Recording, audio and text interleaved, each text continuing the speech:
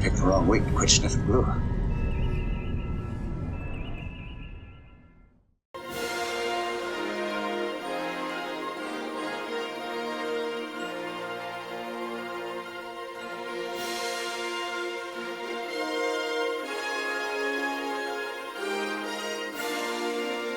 Good morning, everybody. Welcome back to week 5 on the Enterprise D build. Probably the first thing you'll notice is the nacelles and the pylons and everything have the base coat of blue on them.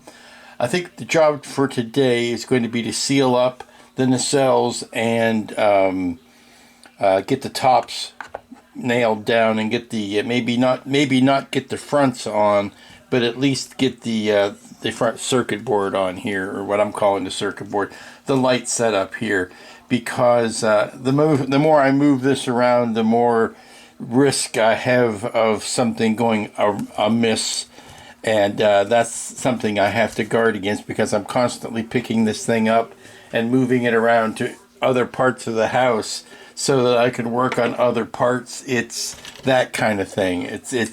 I have to, because of the limited space, I have to pick up things and move them a lot more than perhaps is normal or healthy. So getting these guys closed up. Now I've tried the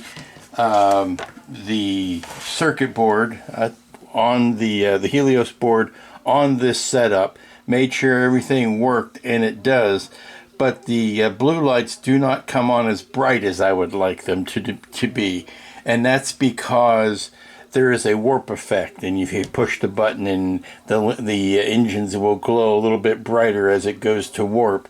And I think that brightest point is the brightest point that this is going to, obviously the brightest point these are going to be lit, and I think that's like the maximum amount that the strip light can take. And in order to have that effect, then, you know, the other 99% of the time, it has to be slightly dimmer than that, so that there is some place to go when you brighten it, if that makes sense. And it's that 90% of the time that is what your standard lighting is, and I wish that were brighter. I would even probably forfeit the warp effect if it meant these were going to be brighter all of the time. They could have added supplemental bulbs that came on during just that effect if that's what they wanted to do, and I think that would have been a little bit more of an attractive alternative, so that you could have brighter all of the time and then just have, you know, like and maybe an auxiliary strip that came on just during that. But I don't get to make those decisions. My job here is to use the Helios board as it is provided and go with that. I need to get some more fiber fill. I am filling this up. I did notice, a horrendous light leak / barrier.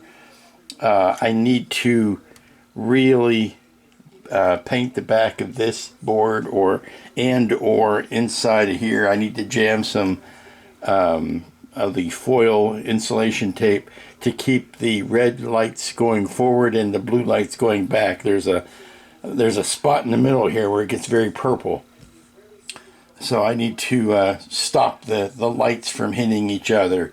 I got to put a separation in there. And I think I can do that just with the foil tape. I have to be very careful that I don't inadvertently short out the wiring that's going to the LEDs here. So that's going to be job 1 for today. Then I can put some rubber bands around this while it's, I'll just put some 1-minute epoxy on this and put them together, and, you know, and then we can work this joint in here. But I think if I can get these down and get the back part of it epoxied, that will allow me to do 90% of what I need to do. Then I can come back with a CA here and close up the fronts. So let's take care of that nonsense, and then we can move on to bits of the secondary hull. Now, one thing I did do this week that I will show you in a minute, because I have to clear this table off first, is I installed some magnets in the underside of the saucer so that where it meets the neck, it can hit some pieces of metal that I've glued there, and that's going to give me somewhat of a tight bond between the neck and the secondary hull, or sorry, the neck and the saucer. But I'll show you that in a minute. I've done some other work on the templates this weekend. I believe I've got the secondary hull ready to be outside of this area. I've got the secondary hull and the neck, that area, ready to be templated and painted. So we'll see how that goes. Okay, so I'm just packing the, well, first thing I did was I took some tape, the silver tape, and I backed this plate with the silver tape. Don't worry, I put electrical tape around any of the contacts from the LEDs. Now I will probably, actually, you know what I should do? I should go ahead and swamp that with some tulip just to cover that up, because I'm almost ready to glue this front plate down. I am pulling some of the fiberfill closer. I push some of this tape down that I've got. And I've also got tape wrapped around the inside of this collar here, and that's not only blocking the outside, but it's also helping to bounce around some of the inside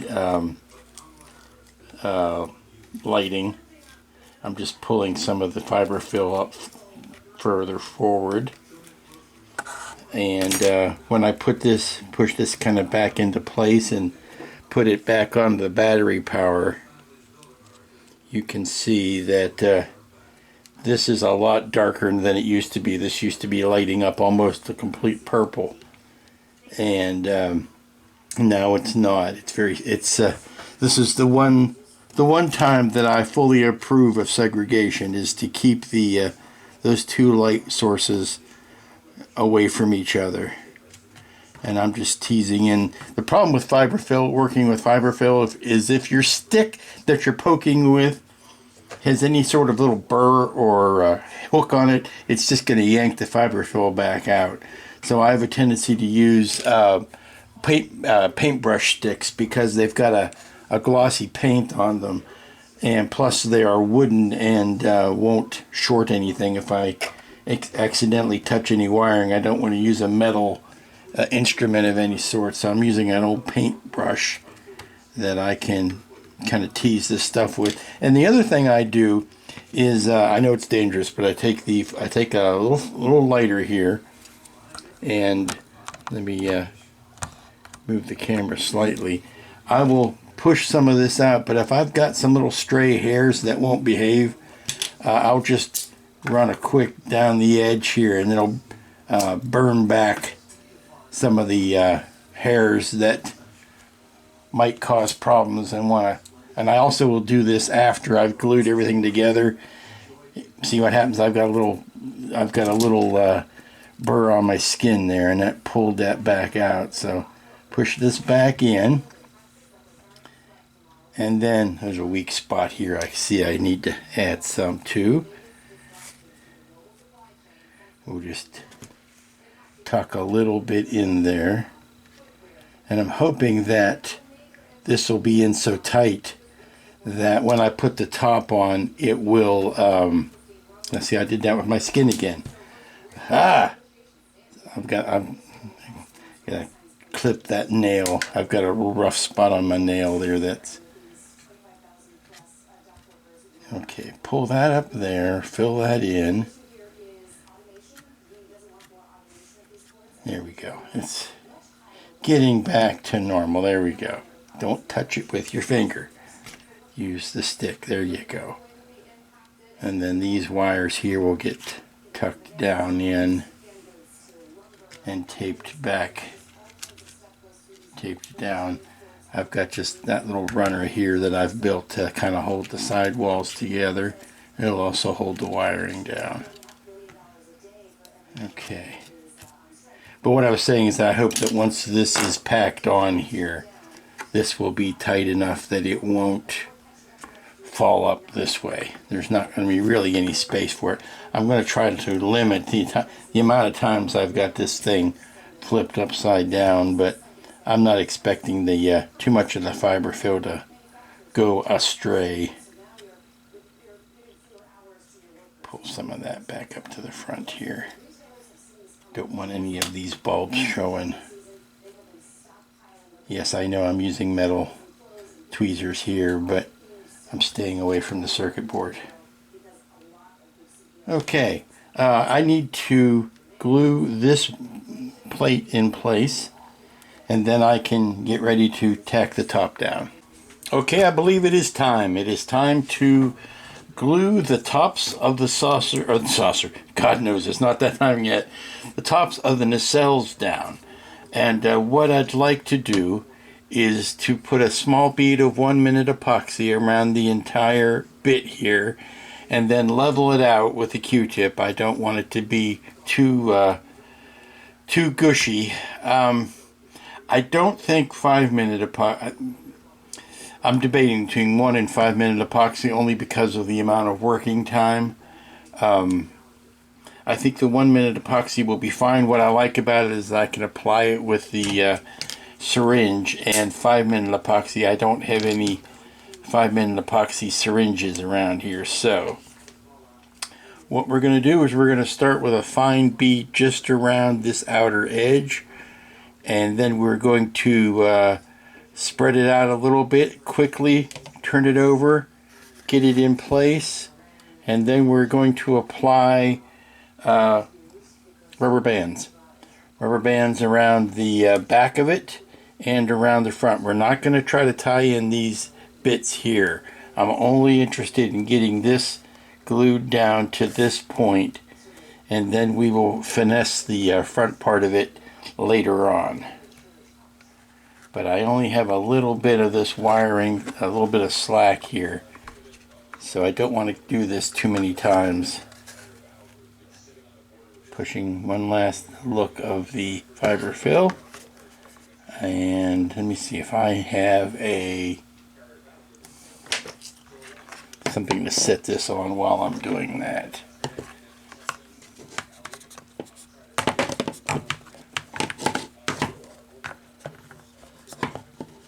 Yeah, I can set those on there while I'm applying.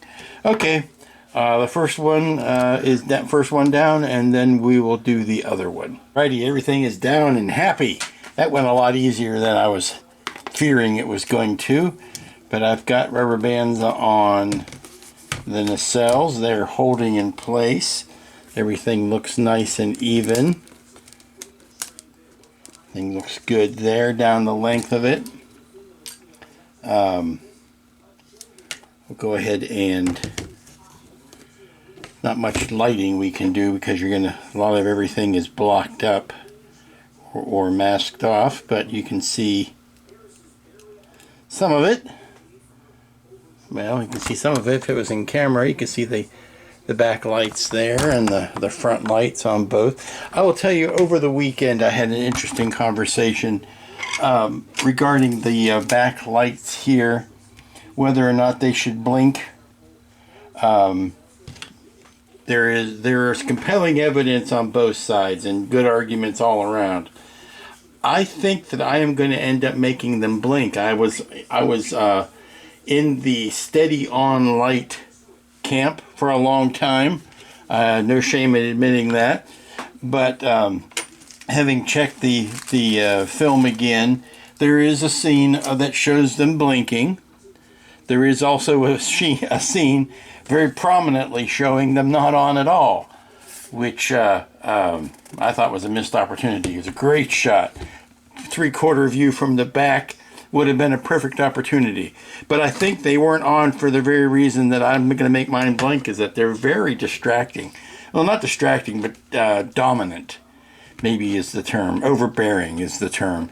Now I'm going to wait until I put everything next to the saucer and get it all together. When I lit things up just by itself, those were very prominent. And when they blinked, I liked it a little bit better. they weren't as distracting. Now the thing is, once I get it balanced with the rest of the hull, I may feel differently, and I may go back to making them be on constantly and not blinking. However, on the Helios board, it's just the next jumper over. It's a very easy, quick fix. It's it's not like I had to go back and install blinking LEDs in there or anything. It's on the board. It's like I said, it's one terminal over.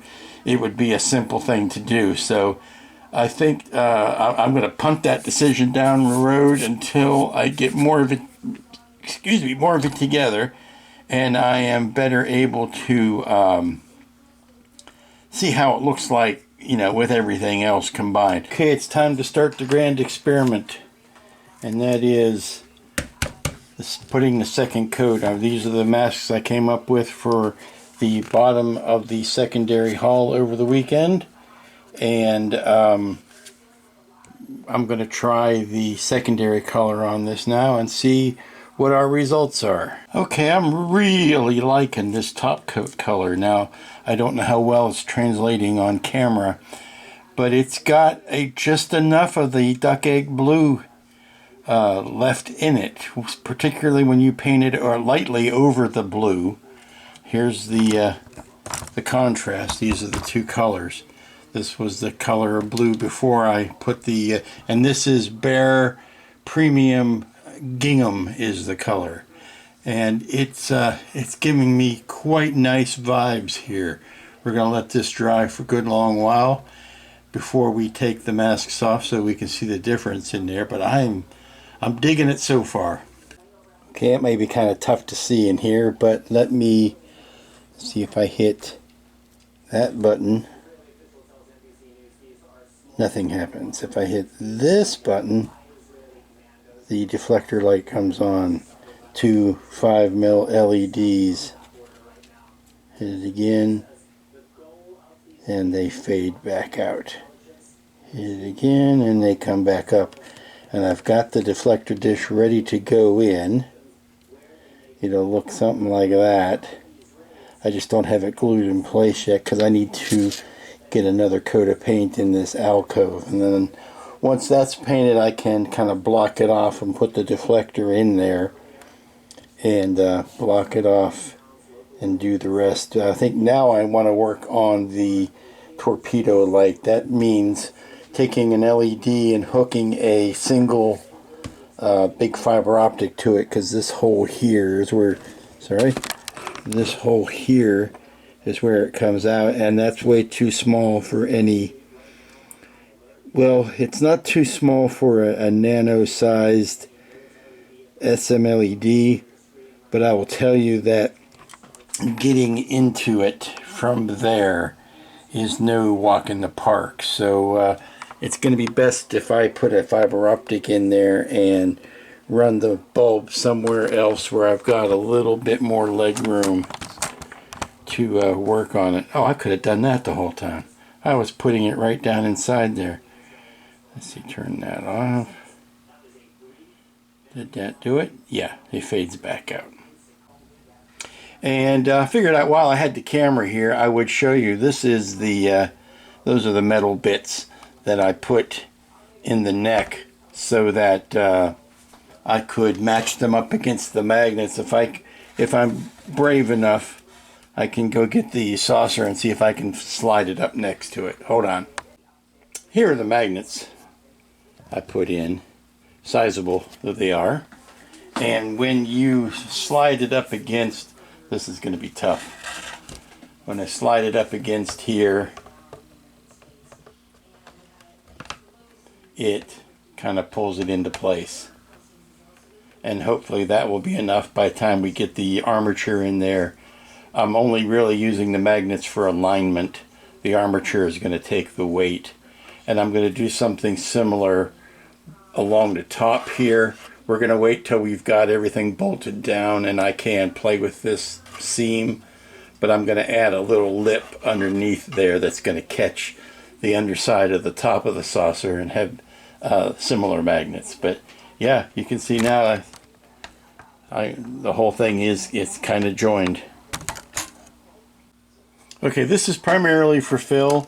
I know it's an audience of one, but he's been so patient in waiting to see how these Aztecs are working out that I have getting ready to take away the first layer of masking that I put down this morning.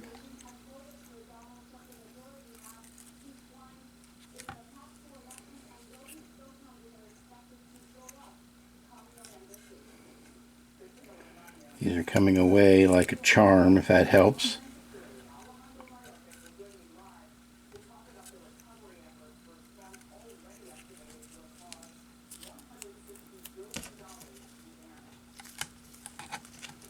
I'm going to take this tape off the back because I didn't have the concave part tape, or I don't have those masks quite ready yet, so I just taped those off.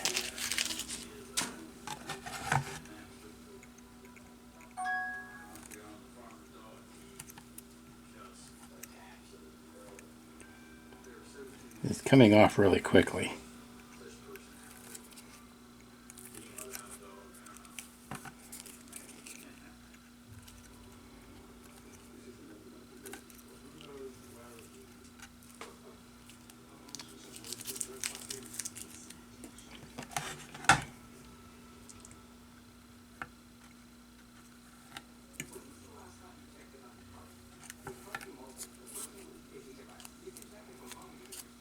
Well, let me take the rest of these off and I'll come right back. And there you go. And this is the two color, obviously. We'll put in little accents. We've got the windows to open. We've got decals that'll go here and here. We've got highlights and lowlights. So, but that's, most of the ship will end up being this color. And the blues will be more of an accent. Okay, so here is the front torpedo. Boom. Now I don't have the speaker hooked up, but and I know half of the battle is the sound of the torpedo, but I want you to see that is working. Now the rear torpedo is not hooked up. It is a bulb with a fiber optic on the end because it's going to be a while before that is hooked up, given I haven't attached the secondary hull to the pylons yet. But there you go. Hello everybody, welcome back. It's Tuesday, and I've been at the dentist this morning. Time for my twice yearly cleaning, and I believe that any day that starts with your teeth being scraped can only get better. So that's why I always put that first thing in the morning. Now today, I'm not really feeling all that great about doing a lot of stuff today. I don't know why. It'll just take a while to get back into it. But today I figured I would tackle this. Now I did not glue these down when I glued the rest of the top down because I need to finesse that joint a little bit. If I squeeze them both together, you see what happens up there. We get a bigger gap than I'd like. So I'm actually going to sand some of this down, and so that I can push this down and then pull it in to match. I know this is probably grating on Phil since these were actually too short in his kit, but they're striking me as a little bit too long there. So I'm just going to take the slightest edge of that off and pull it in and glue it down. Okay, these joints came out very clean, but even so, I put some putty on the top of them, and I will sand that down just to help minimize that seam even more. But those went together very, very cleanly. There's probably more mess from the putty than anything else. Okay, we got the port side, top side, secondary hull Aztek. Those are all laying down there, and I'm still figuring out exactly how I want to do the highlight shapes. Whether I just want to do a loosely, make like a generic rectangle and just spot it over top of things, rather than trying to be, letter perfect exact on, the overall pattern. I think if I just give an indication or give a flavor of it, I think we'll be in good shape. But we'll see. We'll have to see how extensive that's going to be. Greetings. I don't know if I've already welcomed you this morning. So if I have, greetings again. It remains Wednesday. And I'm working on the nacelles. Now, I've also got an order going on in the background. You know how it is. Got to keep the lights on, that kind of stuff. So I'm taking advantage of a break in the plotting to show you what I've gotten done so far. I've got lower nacelle here outside of pylon, lower nacelle here outside of working on this area in here now, which is kind of the toughest area to get to, and then we'll flip the whole thing over and do the top, which brings up an interesting point, because as you know, I'm building this in conjunction with Phil, and Phil Siegel Spruverse, check his channel out. And we are at different stages. I'm probably a little bit further ahead in the painting because I've got these guys ready. But he is miles ahead of me when it comes time to installing the electronics and getting it on the stand. My stand, he has put in the post. Hopefully I shall get it in a few days. But when that arrives, I want to be ready. I want to have this guy ready to mount. So I will be swapping him in the mail. I'll be sending him a bunch of templates. But we're working on the bottom. I've got tops cut. We'll put those on afterwards. And then we'll get this nice base coat of that gray, the grayish blue that goes on. And this is how it looks kind of when we take the masks back off. This is the top of the Bassard collector, and you can see the subtle gray blue difference there. Very happy with how that's turning out. Now we've got highlight colors to go on here. This is just the basic two-tone at this point, and that catches you up pretty much. We're going to I'm going to take a break, and oh no, it's coming up on 2 o'clock. This day is really swimming by. So we'll not take a break for lunch. We're going to go straight through, and I'm going to take a break in the plotting though and plot out a couple of things that I have designed up, that some areas like here and an area on the back of the neck that I have designed up that I need to get some templates plotted so that I can be putting those down while the regular order fulfilling plotting is going on. Morning everybody, how you doing? It's Thursday, gateway to the weekend. Lots of stuff going on around here. I'm pushing out an order that I've got to get out today. Well, if it goes out tomorrow, it's still fine. I'm also working on the nacelles. I have refined the pattern for the top of the nacelle from what I originally did, added some more detail to it. Notably down in this area here, I've added some more detail, added some detail up in there. The bottom of the nacelles are done. This is the big chunk. The area here is the big chunk. My goal is to get the entire star drive section templated and get a coat of that gingham paint on it, and then have the templates removed between today and tomorrow. That is the goal. If I can work that in and around getting this order finished, then that's great. I've got a lot of the parts cut. It's just a matter of making time to sit down and put them on. It's a labor-intensive thing, but I have to tell you, once you get the top of one nacelle done, you can use that as a goal for the other one. It's doing the first one of anything always takes longer than doing the second one. But that's my goal. Taking a quiet break in the plotting right now so that I could catch you up. The top of the secondary hull is done. It's been templated. I put the masks down on that. I've got the masks cut for the neck. I need to add those, but that hopefully won't take a lot of time. Okay, so we're into Thursday evening now, and I need to keep going because I need to get so much of this stuff done by tomorrow to get it painted tomorrow. And what it is I've got the secondary hull here done, got the top of the cobra neck done, I've got the underside of this, of the port side done, and now I need to do the starboard side, do this area right here, so that I can get a coat of the paint on here tonight so that it can be drying overnight. So what I'm going to do basically is mirror what I've done on this side over here.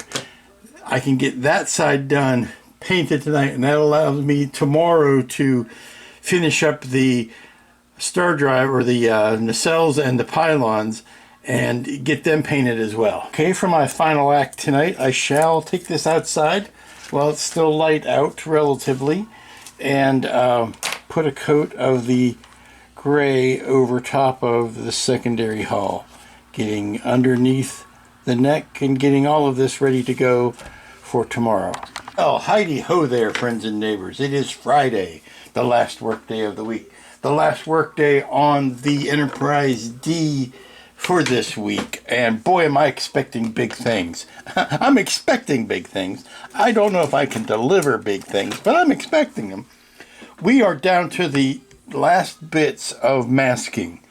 I have got the nacelles masked. I've got the top of the secondary hull. I've actually painted that last night, so we'll be taking the masks off of that for sure. We've got the last bit of masking to go on here, and then we can paint this the gingham color as well. Now, because there are so many shapes that go on these pylons, or what I'm calling the fantail up into the pylon, and it is a flat shape, I decided to leave them together on the vinyl and put some transfer tape over the top of it, because if we place this just right, we can lay this all down at one time. And won't that save a lot of time and energy? Plus, it'll help everything stay in its correct orientation. Now it's going to have to wrap up around that curve, but I think that's going to be just fine. Now, I've been running into some symmetry issues on this kit, that just because one side works doesn't necessarily mean the other side is going to work, and it's kind of perplexing that would happen. You would figure something that was 3D printed would have built-in symmetry on it, but that's not always the case. So I've got everything kind of lined up there. That's touching. Actually, I need to trim this just a little bit closer to the vinyl so I can see exactly where it's going to lay. So I've already put this piece down. I put these down before I realized that maybe there was a easier way to do that, but I can gauge everything else off of those. So let me pull that up. That fits there. That fits along that back edge, and then the curve wraps around. Okay, I think that's going to work. So what I need to do is to go ahead and peel back the paper here. Peel back the transfer paper. And then we're going to cut that much of the transfer paper off. And what that's going to allow me to do is to set the vinyl down in place, and I can really see through that now, and I can see that maybe we need to scooch that just the furthest bit down a little bit more, keeping that bottom edge straight. I don't want to touch these two parts. Oh, that's looking good. Okay, so now I can set that down. I can pull this back, pull the rest of the paper off of it, and by smoothing it as we go and keeping it straight, we should be able to place the rest of these just where they need to go. And we're going to wrap it up the nacelle. Look at that. That's as quick as that went down. Now there's the one piece up here I need to manually reposition because I had it in the wrong spot on the vinyl, and I will move that for Phil. But that worked perfectly. I'm going to burnish that down a little bit with the Squeegeeista here. Just do a little burny. Burnish that. That followed all of those angles beautifully. So by the time I pull this off, these are all in the wonderful position, and I don't have to do them one by one, which was really going to be troublesome when it came to all of these little these guys here, and trying to keep those nice and parallel and straight when I put those down. Okay, keep peeling the paper off. And boom. Doesn't get any easier than that. And I can go ahead and move this guy because he was in, like I said, he was in the wrong place on the tape.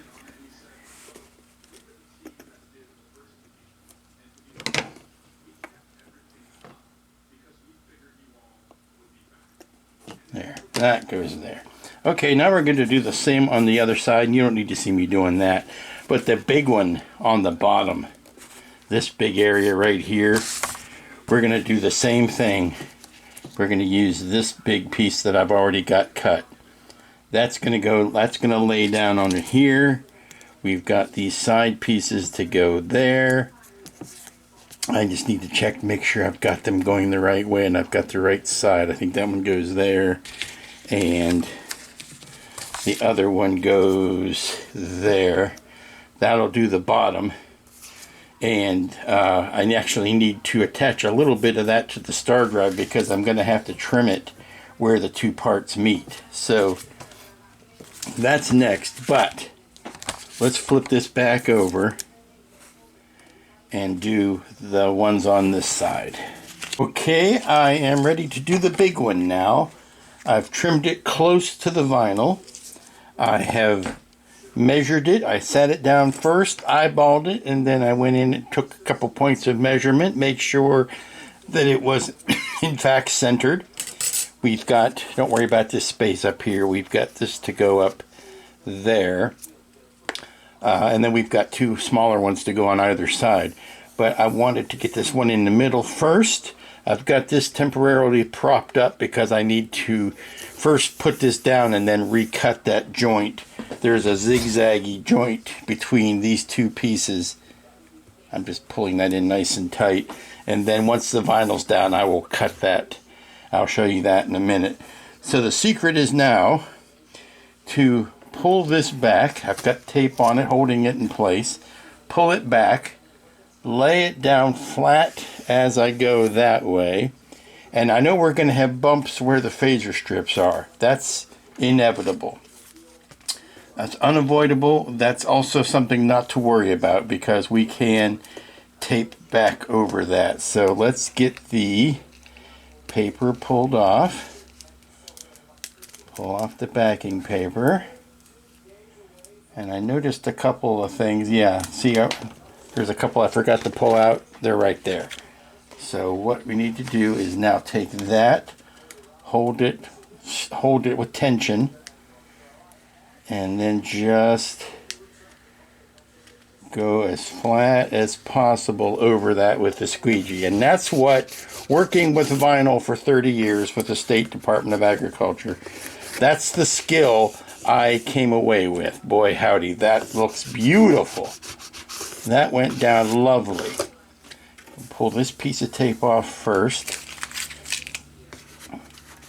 And I can feel where the phaser bumps are. I'm not worried about those. Not worried about those. I just want them to be nice and even. So now the first thing to do would be to pull this tape up and get ready to cut those lines. I think I want to squeegee a little more tension on that. I could cut through the tape and everything, but it's going to be easier to see that line once the tape is off. So let's go ahead and pull the tape off.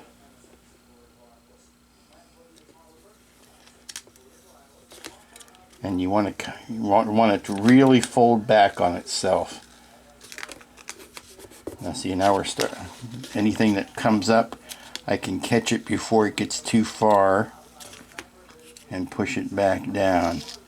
These were the shapes that needed to come out anyway, because I forgot to weed them before I put the tape down.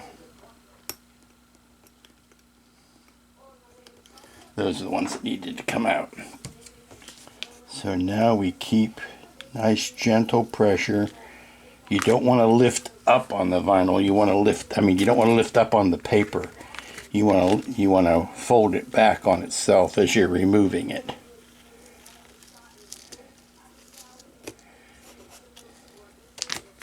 And don't worry, there is accent color that's going in this area that will fill in some of these big broad shapes. This is only the primary, or the main secondary color is what we're seeing here. Again, pulling it back against itself and making sure this is showing up on the camera. Oh, that's beautiful. That's lovely. Okay, I'm going to put some pressure relief cuts around these phaser strips. Since I'm going to be painting the phaser strips anyway, I can go ahead and trim these out. I didn't know exactly where they were going to land when I was making up this part, so I'll go ahead and cut those out now.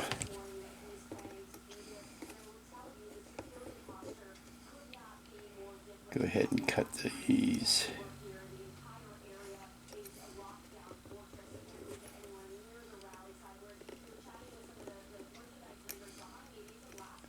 Yeah. And I'll do the one over here. Just push it down tight.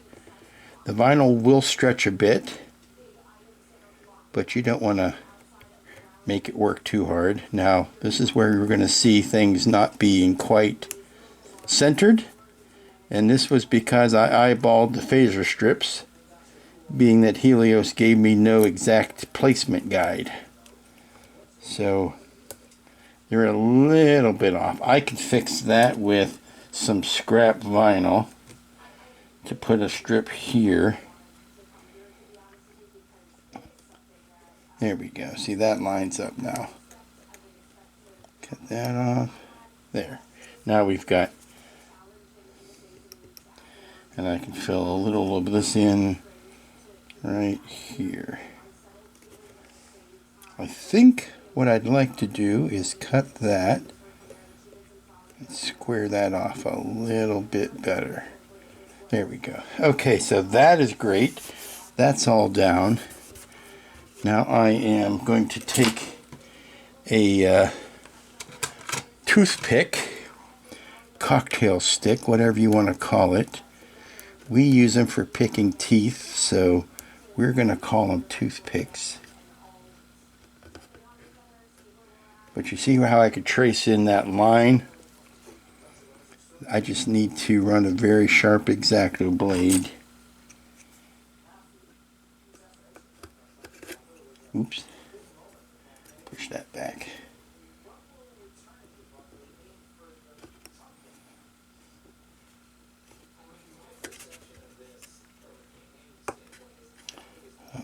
Pulled too much up there. Come now. You behave. Thank you. And do a hokey pokey here. This is where having a brand new fresh sharp blade in your knife will help. I do not.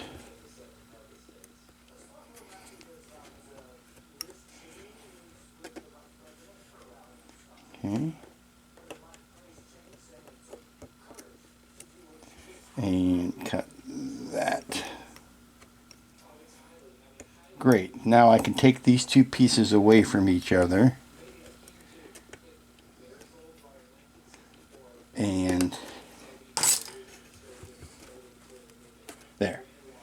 take those two pieces away from each other, and now those masks are laying down in the right place. I'll do these two and that, and then we'll be ready to paint. Alrighty, it's time to have some fun. Now, after we spent all this time designing and putting and cutting and doing all that and painting over it, now it's time to take it all off. Take it off, take it all off.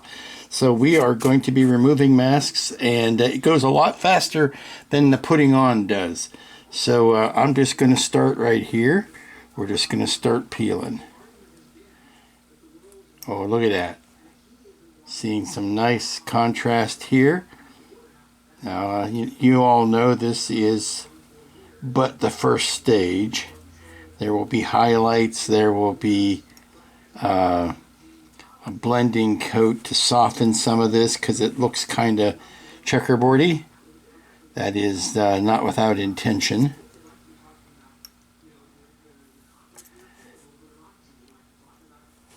You'll pardon me if I concentrate while I'm doing this. I'm probably going to end up taking off some window masks at the same time. Not intentionally, but they will probably be sticking to the back of the vinyl. So I am prepared to replace any of those. See, I just had two open up right there. So I've got more window masks cut and ready to put back over that. But it's not a bad thing for that to happen. And it's just something you have to be prepared for. And we can, even do some testing on our lighting, our window lighting. See, there's another one that came off.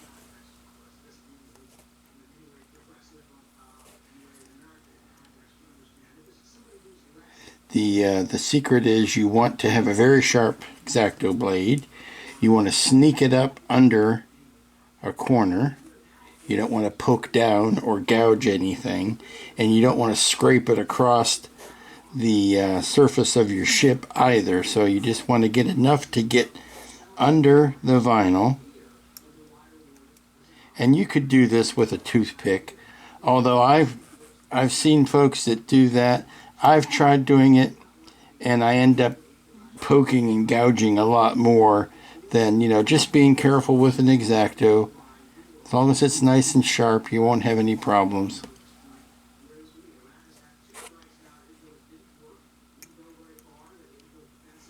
But hopefully you'll see now that while the ship may have been very blue at the beginning, that all that blue was going to be covered up, and you're going to get a lot of the grays now. So it's going to be primarily this bluish gray color, which is probably a lot more familiar to you.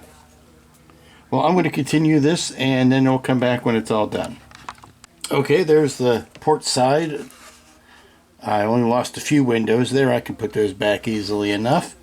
But now we'll continue down and do the starboard side. I'm doing them in kind of the order I put them down. I'm doing the first ones down, and those have been on the longest, so I'll go ahead and take those off first. Okay, all of the masks are off. Except, well, I can take these ones off because I need to repaint the orange around the deflector lights. But yeah, I need to repaint that, so that's looking good. Now, it did take off a heck of a lot of windows, and that's no problem. I'll just put them back. Oops, I'm sorry, I thought I was done. I'm not done. I've got this bit up here to finish. Well, maybe I'll just do this much in camera so you can watch me do it. It goes pretty quickly. What was I going to say? I've lost my train of thought. Oh, there goes a window there. Actually, the windows replacements are going to be real quick to do because I know exactly where they need to go. It's not a question of having to line them up with anything. They just go back in the holes. So, let's see, these ones coming down the neck I forgot to do.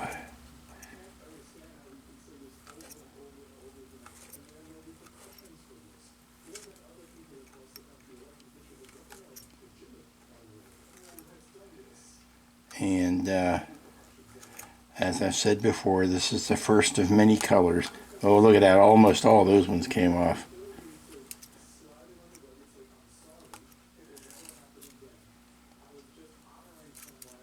And easily enough. Wow, I just took a bunch. And let's see. Actually, we'll be looking forward to getting back to working on the saucer. It's been quite a while since I've done any playing around with that. I think I spent all week here on the secondary hull. Outside of putting the magnets in the bottom of the saucer, I think that's all I've done.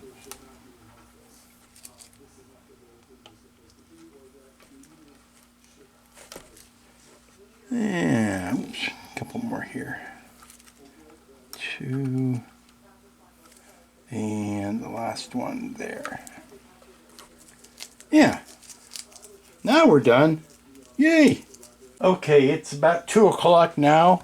I think what I'd like to do is maybe wait till 3:30 or 4 o'clock, and then bring in the cells and the pylons and see about taking those masks off. I want to make sure the paint has had plenty of time to dry before we do that, but maybe that's the better way to end the week. Well, I couldn't help myself. I started early. It's like potato chips, you know. Can't stop at one. And so I'm just removing the ones off of the top here. It's looking very nice. Now, yeah, it looks a bit checkerboardy, and it will be made more subtle and blended back and all of that. But look at that lovely design. See, now we're not seeing so much of the blue anymore. It looks a whole lot more like a starship. You will get used to these colors. I mean, they are awfully stark at the moment. There is a lighter, almost a wolf gray into a white highlight pass. Some shapes that need to be done with that. Then there's like a medium blue that is not quite that dark, and that's going to help minimize some of this. And then I don't think I would be able to resist the temptation to put a light misting over the whole thing, of a blending coat, something that will knock back the contrast. Let me concentrate here, get these little shapes up. But yeah, it's going to look blocky at this stage. We will work on that, but that is not for this week's work.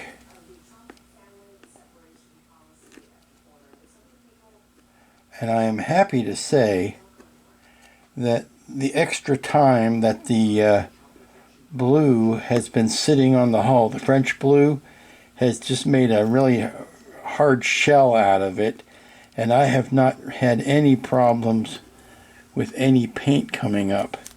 And that's always good. I always like to err on the side of letting things cure or dry for longer than necessary. In a more perfect world, one that didn't have a video upload deadline, I might have left this gray here go overnight and done it in the and removed these in the morning. But right now I'm not seeming to have any problem with them. So I'm particularly happy that on these really large pieces that we're not getting any lift of the paint underneath it. And I am trying to do this very methodically. No, again, slide the knife underneath it. Don't try to jab it from the top.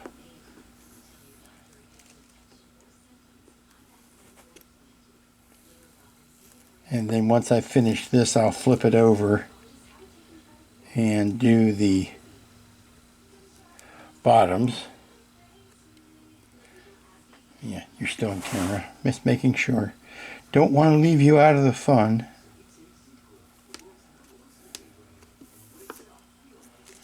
Now see, I see a little bit on the vinyl. I saw a little bit of paint on the vinyl, but that was from one of the top coats of the blue and didn't get down to the white resin.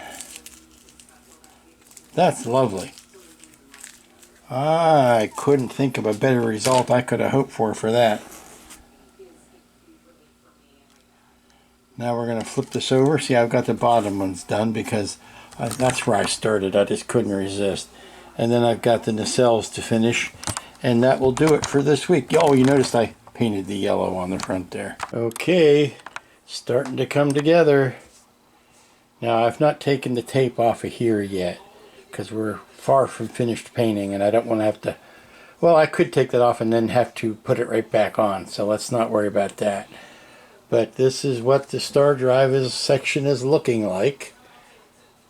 Coming quite nicely. And then down to the deflector down there. These are just held on with gravity right now. But yeah, that's looking a lot better than it did when it was all French blue. And like I said, that's where we're going to end it this week. Got a lot done. Got a lot of the masking done. We're getting ready to start tackling that saucer. That's going to be the big showy bit, though. This was a good warm up for what we're looking at when it comes time to start masking the saucer. So until next week, when we will carry on doing that very thing. Big things happening all around. The base is coming. That's going to be fun. Can introduce you to that. We could start hooking up some electronics, perhaps. There's a lot of this I like being able to paint and not have it up beyond the stand. So we're gonna determine how much of that we can actually do before we have to start mounting things and gluing things together. So until next week, when we'll be working right here back on the Enterprise D, y'all be good to each other, stay safe out there, take care of one another. Y'all be good, be safe out there, please. There's so much going on. Be good, be smart, be kind. We all need a little bit more patience, I think. Be kind to one another, and we'll see you here next time.